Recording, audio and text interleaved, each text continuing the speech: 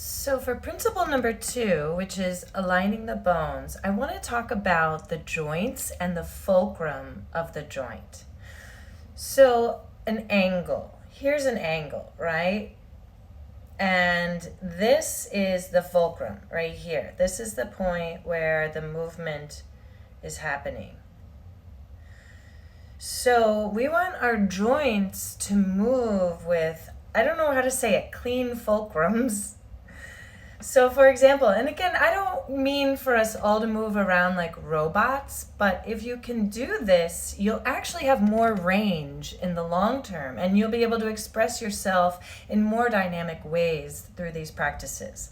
So here's your arm, and here's the fulcrum of the joint. So if I'm reaching for something, I love feeling energy through my fingertips as I reach. That's another video. But the idea that I'm moving from the fulcrum, whereas a lot of people, if they're reaching for something, do you see how the fulcrum moved in space, right? So the articulation wasn't happening at the joint necessarily. It was the entire fulcrum moving, and then with some articulation of the joint. But that's, so for example, when we're walking, you could imagine that your legs are swinging from the hip socket, right? And the motion is happening at the fulcrum of the joint as you walk. You could feel that, you could practice that. But a lot of people, as they're walking, you can see the entire hip joint is moving. The fulcrum is moving. And again, we don't need to, walk around like robots. However, if you start to develop the awareness of how to move from the fulcrum, and again, I'm going to teach you guys lots of ways to do this, but if you develop the awareness of moving from the fulcrum, then you will have more range in the long term.